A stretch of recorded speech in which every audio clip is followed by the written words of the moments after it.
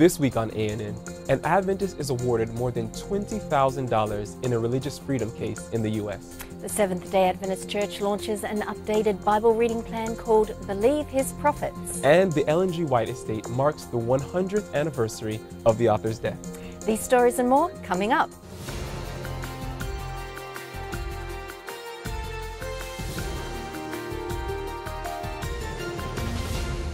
This is A&N, a service of the Seventh-day Adventist Church. Thanks so much for joining us this week. First in the news, a member of the Seventh-day Adventist Church in the U.S. state of North Carolina was recently awarded $22,000 after a donut franchise revoked its job offer due to the member mentioning his observance of the seventh-day Sabbath. The U.S. Equal Employment Opportunity Commission filed a lawsuit against the restaurant chain in September 11, 2014. According to the Adventist Review, the restaurant franchise has also agreed to not discriminate on the basis of religion in the future by implementing a policy regarding religious accommodation, conducting annual training for all its employees, and reporting religious accommodation requests to the Equal Employment Opportunity Commission. On the last day of the 60th General Conference session of Seventh-day Adventists, the church's General Vice Presidents read the final chapter of the book of Revelation, which ended the Revived by His Word Bible reading plan. As a result of Revived by His Word, Adventists all over the world have read the Bible from cover to cover over the past 5 years. Church leaders also announced a new reading plan that will last until 2020. Through the Believe His Prophets reading plan, every week members will be invited to read from the writings of Ellen G. White, a co-founder of the Adventist Church, in addition to reading a chapter of the Bible each day. The Believe His Prophets plan was launched just days before the church commemorated the 100th anniversary of Ellen White's death. And speaking of the centennial of Ellen White's death, the Ellen G. White estate last week released the author's personal collection of written materials to mark the anniversary. On July 16, almost 50,000 pages of letters and manuscripts were made available online at egwritings.org. James Nix, director of the White Estate, told the Adventist Review the manuscripts hadn't been released earlier because they're of a personal nature and they identified people by name. But since relatives of the letter recipients have since passed away, the estate concluded that the value of the materials outweighed sensitivities. Again, if you'd like to check out the manuscripts for yourself, visit egwritings.org, then click on Manuscript Releases. This year marked the 30th anniversary of the Adventist Development and Relief Agency in Canada. In 2014 alone, ADRA Canada provided assistance to more than 842,000 people in 22 countries. ADRA Canada sent the following report, which shows its ongoing work with Syrian refugees.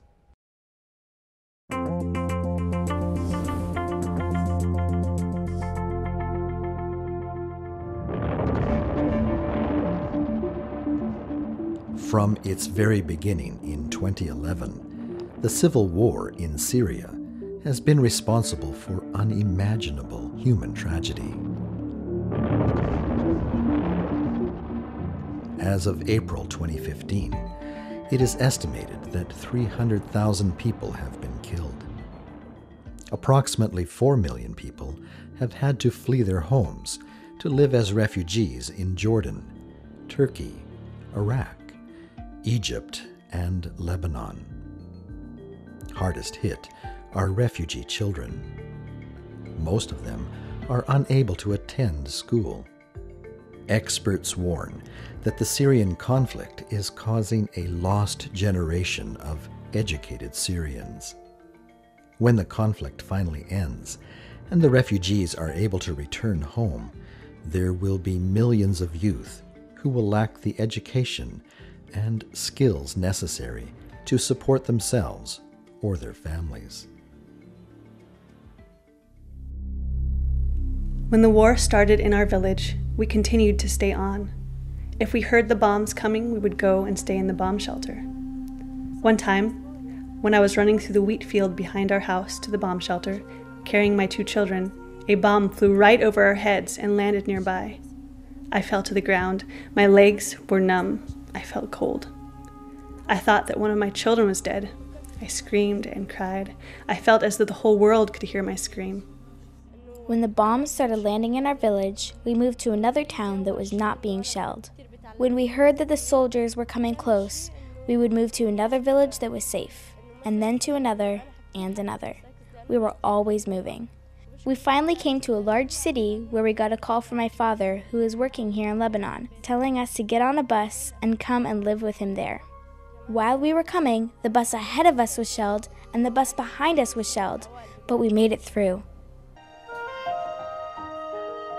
With support from the ADRA network, ADRA Lebanon has opened a school for Syrian refugee children. The modified classrooms in the rented facility allow for 120 students. The school is using the services of teachers and volunteers who are also refugees from Syria.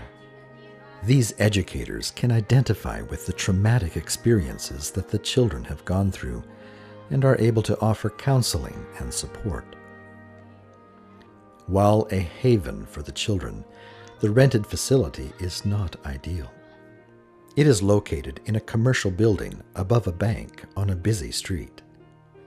The children have no outdoor space to play and spend recess in a small room. Their natural exuberance must be constantly suppressed, as they do not wish to disturb the bank's customers.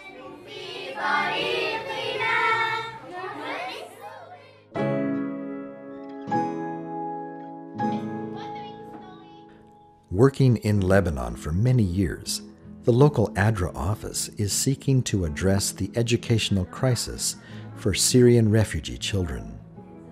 In consultation with the local community and government, ADRA Lebanon is proposing the construction of a prefabricated school structure on the beautiful grounds of Middle East University, the Adventist University in Beirut. The university has already agreed to the building of the school, and the site has been chosen.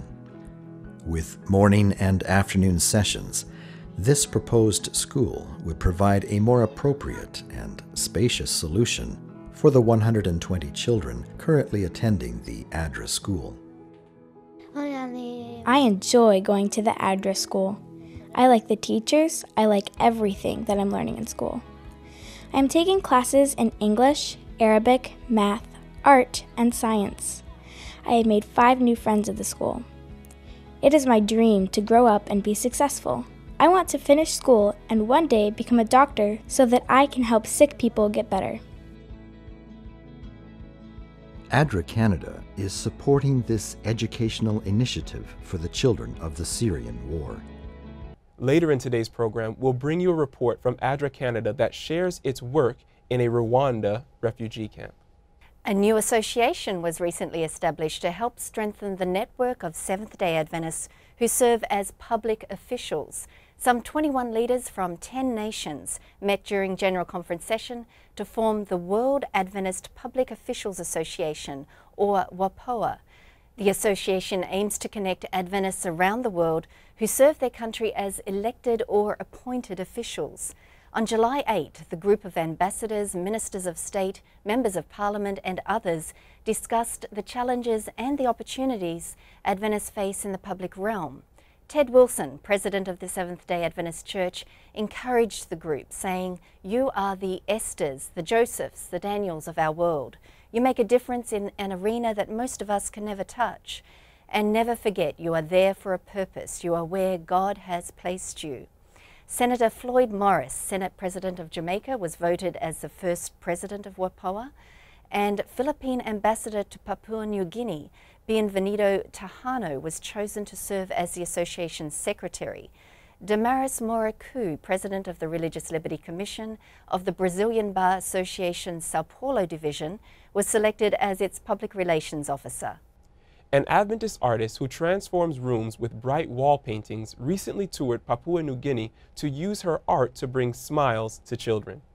Iris Landa painted an elementary school classroom, an activity room for runaway and homeless children, and a pediatric ward of a hospital in various parts in the nation.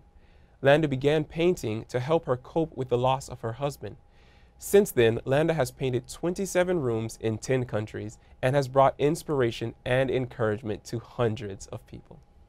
A new edition of The Great Controversy for Samoan readers was recently published thanks to the collaborative work of various Adventist organizations around the world. The edition was also made possible due to the funds raised by Samoan congregations. The release was in partnership with Samoan Mission, Samoan churches in Australia, New Zealand and the United States, and Signs Publishing. This is the very first Samoan edition released since 1991. Erika Pooney, director of the Adventist Church's Stewardship Ministries, told the Adventist Review, "By nature, Samoans have a strong affiliation with their families, irrespective of where they live in the world, and this project has pulled us together as an Adventist family for God's mission." Leaders hope the efforts put in place to translate The Great Controversy will also be used to translate Steps to Christ and The Desire of Ages in the future. Coming up, an Adventist World War II veteran is featured in a museum in the U.S. state of New Orleans. But up next, see why a group of Muslim activists started a fundraiser for black churches that were damaged by fire in the United States. Olá, meu nome é Viviane e falo português. Existem muitos vídeos legais, mas poucos são traduzidos. Você pode ajudar. Join the Amora translation and caption team today. Amora is easy to learn and fun. You can volunteer in your free time. Join this community today and provide great content in your language. The American Diabetes Association estimates that 1 in 4 Americans older than 20 have pre-diabetes. Researchers examined the 8 to 10-year incidence of pre-diabetes in 5,477 participants aged 35 to 56 years old who kept food diaries of how much whole and refined grains they ate. A higher intake of whole grain was associated with a 34% lower risk of developing pre-diabetes. That's a fact. But there's hope. Eating whole grains is associated with a decreased risk of prediabetes, a blood sugar elevation that can precede diabetes. You can lower your risk by making the switch from refined wheat products to eating more steel-cut oats, brown rice, whole wheat, popcorn, and other grains in which the entire kernel is consumed.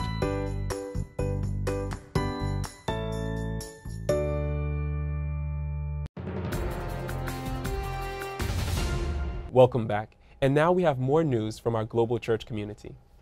In response to the burning of 8 African American churches in the southern region of the United States in the month of June, a network of American Muslim activists raised more than $100,000 to help rebuild the structures.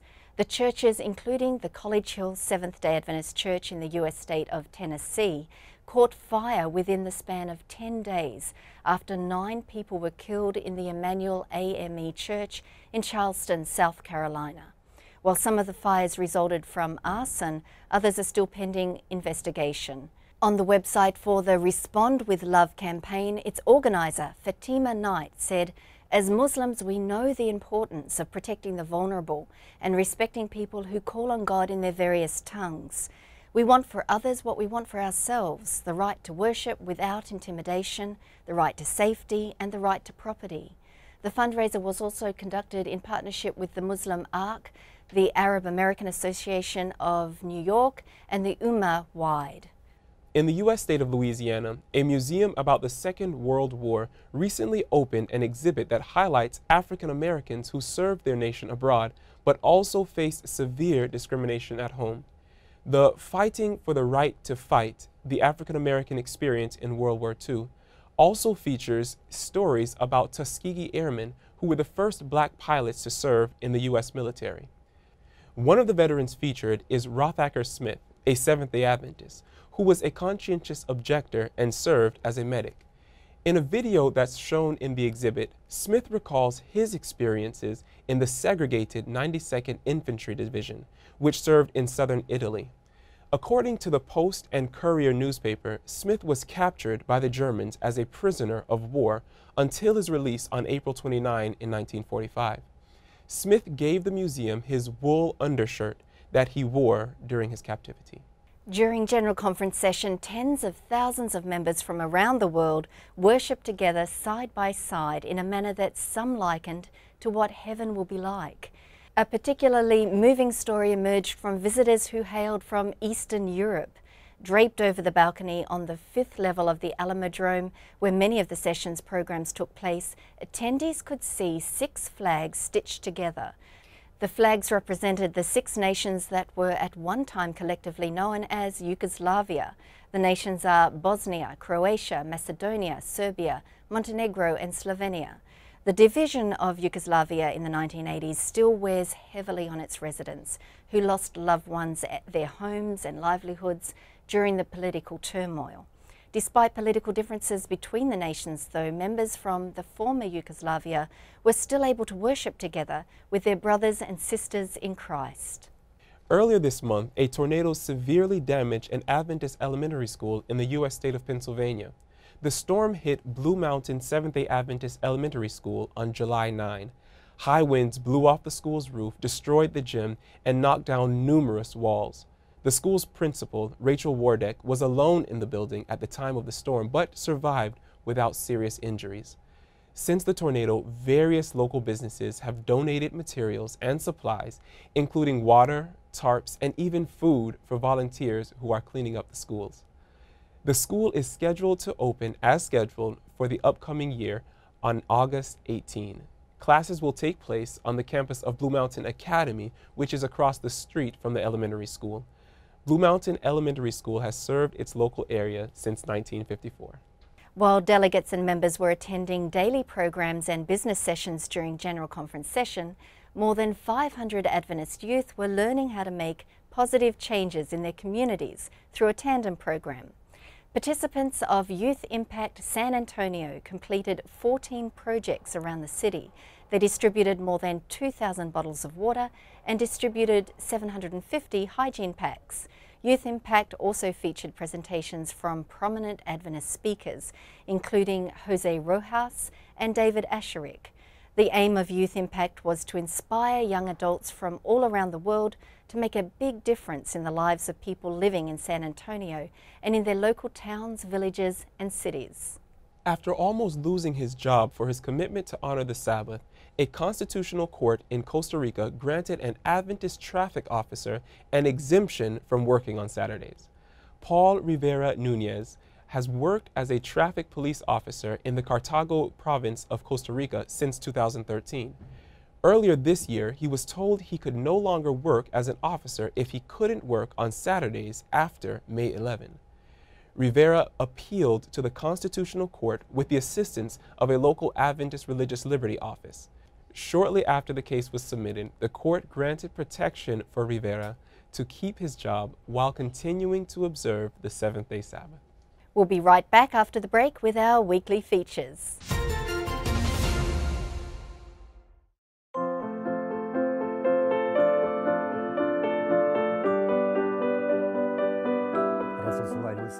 It was around noon when Peter went up to the roof to pray. It was here that Peter had a vision about a large sheet containing a mix of unclean animals, representing God's affirmation of the diversity of peoples in the growing church. We had heard that Peter was staying at the house of Simon the tanner and were instructed by Cornelius the centurion to go out and find him. While Peter was still thinking about the vision, the Holy Spirit told him to go downstairs because 3 men were looking for him. Peter went down and told the men that he was the one they were looking for.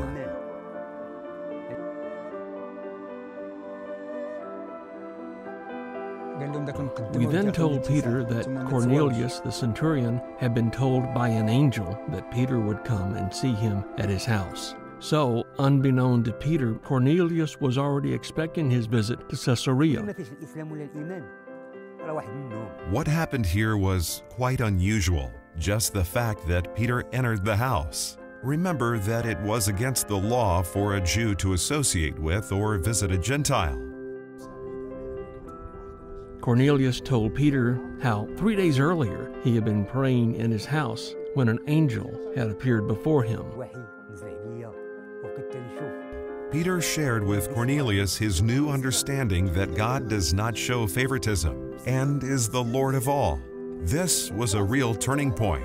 From this point on, the gospel was also given among other people groups, and it all started out with prayer and fasting and a vision.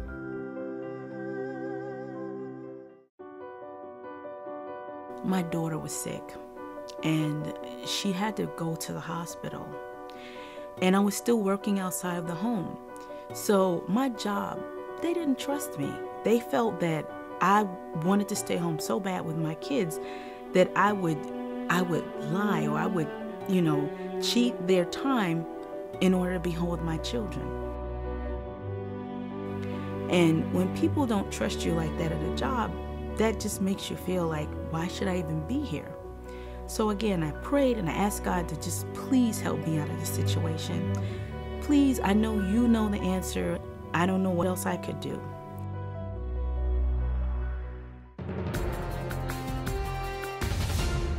Welcome back. ADRA Canada's Michael Kirkby shares his first-hand experience from visiting a refugee camp in Rwanda.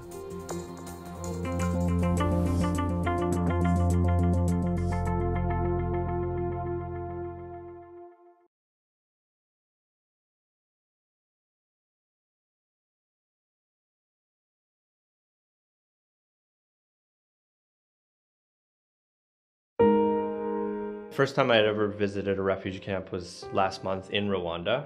Before that, I had always seen pictures of refugee camps and heard about refugee camps, but I'd never experienced one. So in my mind, I had this idea that the refugee camp would be full of small hovels, little tents that are made up of a mishmash of items. And the refugee camp itself would be a small compound with a barbed wire fence around it. That was kind of the idea that I had in my mind. And when we pulled up to Mahama refugee camp, there was hills, rolling hills going out in front of us, and on each hill there was hundreds and hundreds of little white tents with the UNHCR logo on the side. And it was so huge compared to what I had imagined. Just the scale of it was beyond belief, to be honest with you. It was massive.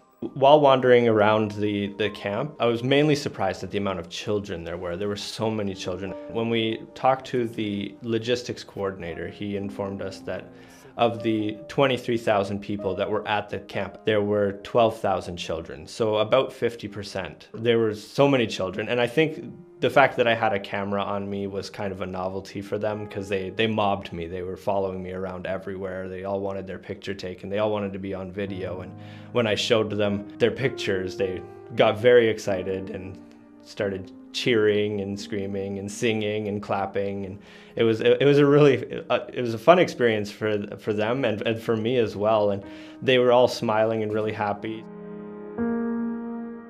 The reason the Mahama refugee camp has been set up is for refugees fleeing the neighboring country of Burundi.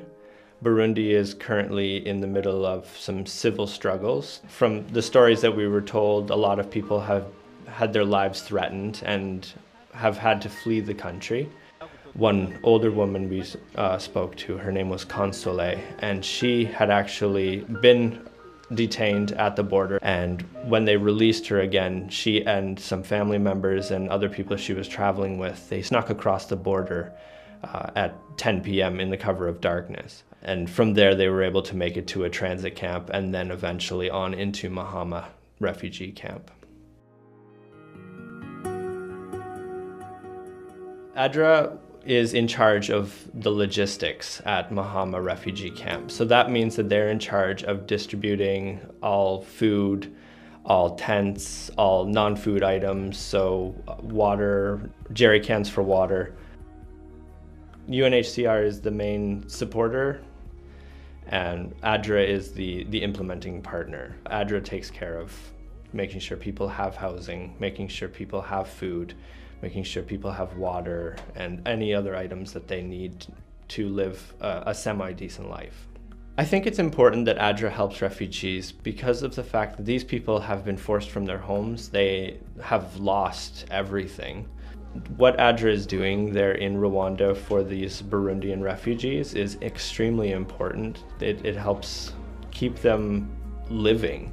It gives them a safe place to live and provides them with the necessities of life.